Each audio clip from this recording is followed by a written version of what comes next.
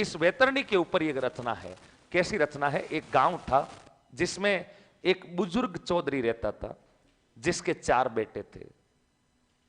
चौधरी बाबा बहुत गरीब था, थोड़ी बहुत खेती बाड़ी थी, घर पर उतने ही दाने होते थे कि वो 1 साल की रोटी ढंग से खा ले। घर पर ना कोई गाय है ना कोई भैंस है, रुक्की सुक्की रोटी खा करके वो बुजुर्ग चौधरी अपना घर परिवार चला रहा था। उस बुजुर्ग चौधरी बाबा के कुल 4 बेटे थे। जैसे तैसे उस बुजुर्ग चौधरी बाबा ने संघर्ष करते हुए चारों बेटों की शादियां कर दी। चारों की जो बहुएं आई वो अब खेती बाड़ी का काम करने लग गए, चारों बेटे काम करने लग गए। बुजुर्ग बाबा चौधरी बाबा 80-90 साल का हो गया, इसलिए उसने अब खाट पकड़ ली थी, वो खेत में नहीं जाता।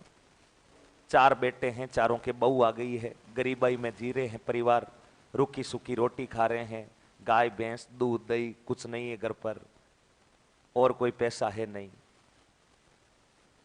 काम चल रहा है परिवार का। लेकिन जो सबसे छोटा बेटा था, जो सबसे छोटा चौधरी था, वो सबसे छोटा चौधरी कभी खेत नहीं जाता।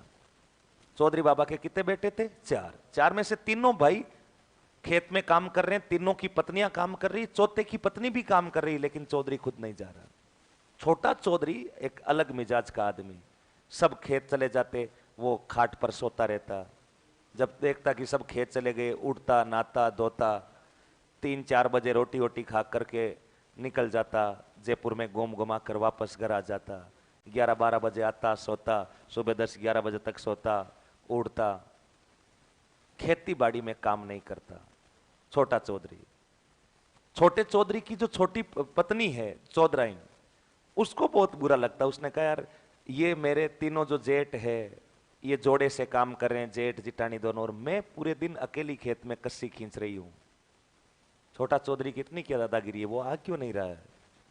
एक दिन छोटी चौधराइन को भयंकर गुस्सा आया और छोटी चौधराइन घर जा करके, छोटे चौधरी नींद में सो रहा था 10-11 बजे, और जाकर के एक लठ लेकर के 4-5 पैरों पर जाकर मारती है। अचानक छोटा चौधरी नींद में से जगा और उसने देखा कि पास में चौधराइन लाल आंखें किए खड़ी है। चौधराइन ने पूछा कि ये क्या तरीका, तुम पूरे दिन खरांटे लेते रहते हो, नींद लेते रहते हो, मैं अकेली पूरे दिन खेत में काम करती हूँ। छोटे चौधरी ने कहा कि नींद किसको आती है, मैं सोता नहीं हूँ, बस मैं तो यूं ही आंखें बंद करके लेटा हो रहता हूँ और लेटे लेटे सपने देखता रहता हूँ। चौधरी ने कहा अच्छा सपने, 2 और मारी और बोला कि अभी बता लेटेस्ट सपना कौन सा था, अभी जस्ट करंट में कौन सा सपना देखा था।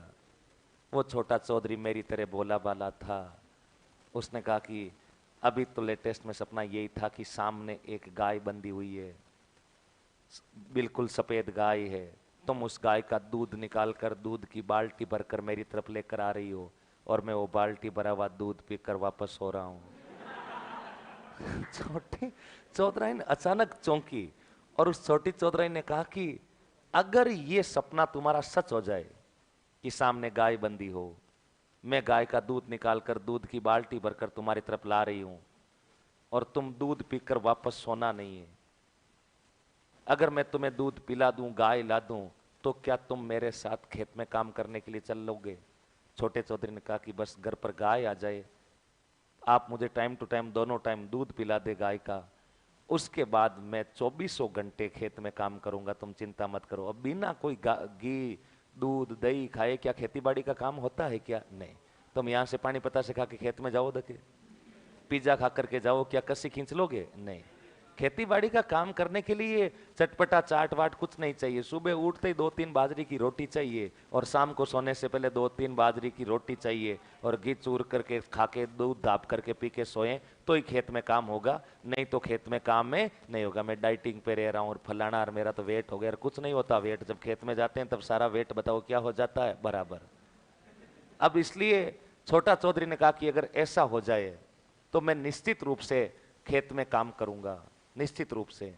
छोटी चौधराइन थोड़ी बहुत पैसों वाली थी, इसलिए छोटी चौधराइन ने अपने जो भी पैसों का संग्रह वगैरह था वहां से पैसे निकाले और उस चौधरी को कहा कि तुम ऐसा करो, आज के आज एक गाय लेकर आओ और कल से ही अपने को खेत पर काम करने के लिए चलना है।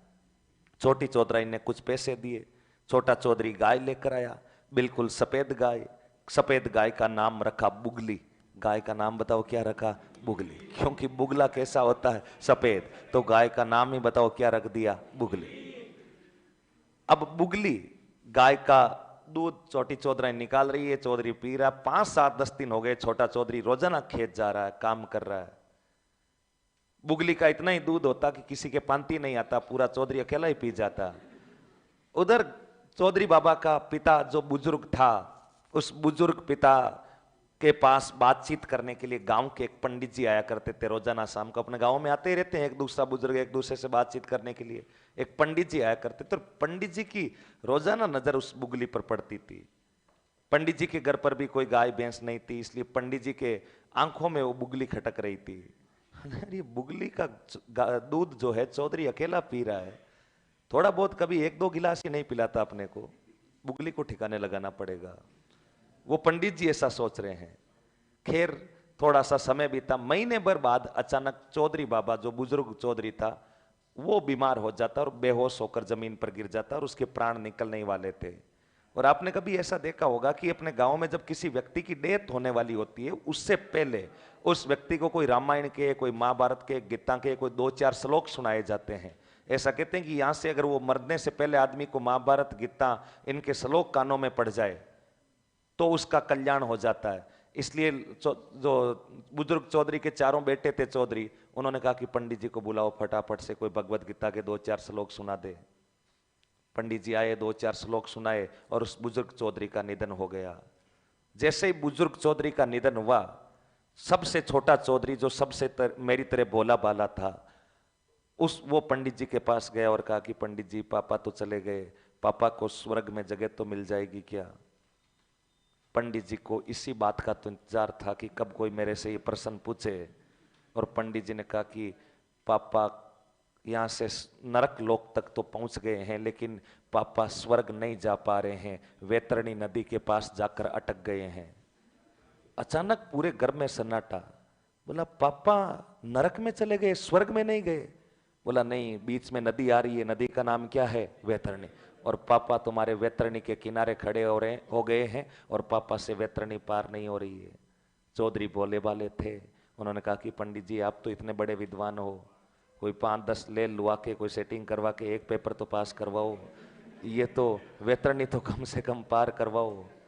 पंडित जी ने 1-2 मंत्र पढ़े और कहा कि नहीं, वैतरणी पार नहीं हो रही। काफी देर तक काम चलता रहा। फाइनली छोटी चौधराइन सामने रसोई में बैठी थी और उसे पता लग गया था कि वैतरणी में कोई दिक्कत नहीं आ रही है, प्रॉब्लम बताओ किसकी आ रही है? बुगली। छोटा चौधरी पंडित जी के चरणों में गिर गया, बोला महाराज जैसे भी कोई ले दुआ के पापा को स्वर्ग में तो भेजो, वैतरणी तो पार करवाओ। पंडित जी ने कहा कि वैतरणी तो पार हो जाए, लेकिन वैतरणी के रास्ते में बुगली आड़ी आ रही है। अगर ये बुगली मेरे घर पर बांध दी जाए तो वैतरणी पापा बताओ क्या कर जाएंगे? पार। मैं मंत्र पढ़ूंगा और वैतरणी पार हो जाएगी। छोटा चौधरी का बुगली का नाम लेते खून खोलता है। उसने कहा कि नहीं, बुगली कहीं नहीं जाएगी, पापा थोड़े दिन नरक में रह लेंगे, क्या हो जाएगा? बुगली कहीं जाने वाली नहीं, बुगली यहीं रहेगी, क्योंकि बड़ी मुश्किल से तो बुगली घर आई है, इतने दिनों से भूखे मर रहे थे, अब दूध दही पानी खा रहे हैं। बोला नहीं, पापा थोड़े दिन नरक में रह लेंगे, क्या हो जाएगा? अपने बुगली कहीं जाने वाली नहीं है। छोटी चौधराइन सब कुछ समझ चुकी थी और छोटी चौधराइन सामने बैठी, बोला रुको, तुम अभी के अभी उठो और बुगली पंडित जी के घर बांध के आओ। पापा नरक में कैसे रह लेंगे? आज अपन जो कुछ भी है सब पापा की वजह से है। नहीं, बुगली की कोई जरूरत नहीं है, जिंदा रहेंगे तो दूसरी बुगली ले आएंगे, तुम बुगली पंडित जी के घर बांध कराओ, पापा को स्वर्ग में भेजना है।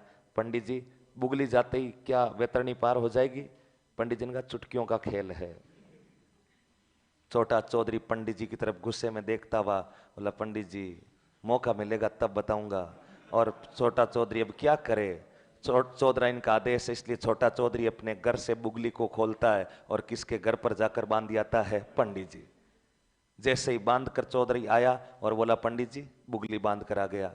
पंडित जी ने 4-5 मंत्र पढ़े और बोला बस बस पापा की क्या पार हो गई है वैतरणी। अब किसको पता हुई है कि नहीं हुई है, लेकिन पंडित जी ने कह दिया, मतलब दिल में बताओ क्या आ गई है? शांति। बोला बस पापा की वैतरणी पार हो गई है और पापा नरक से कौन से लोक में चले गए हैं? स्वर्ग। अब उठाओ पापा को और पापा जी का दाह संस्कार कर दो। छोटी चौधरी ने कहा रुको। छोटे चौधरी को कहा जा बुगली वापस खोल करके ले आ।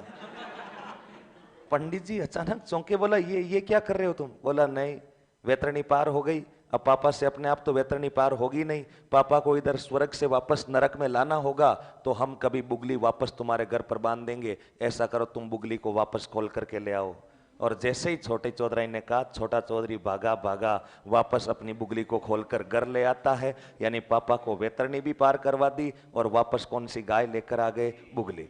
चौधरी ने अपने कॉमन सेंस का प्रयोग करते हुए बुगली गाय को भी वापस ला दिया और पापा को भी कौन सी नदी पार करवा दी? वैतरणी। इस छोटी सी घटना पर विजयदान देता ने लिखा है कौन सी रचना? चौधराइन की चतुराई। लिख दो एक लाइन फटाफट, चौधराइन की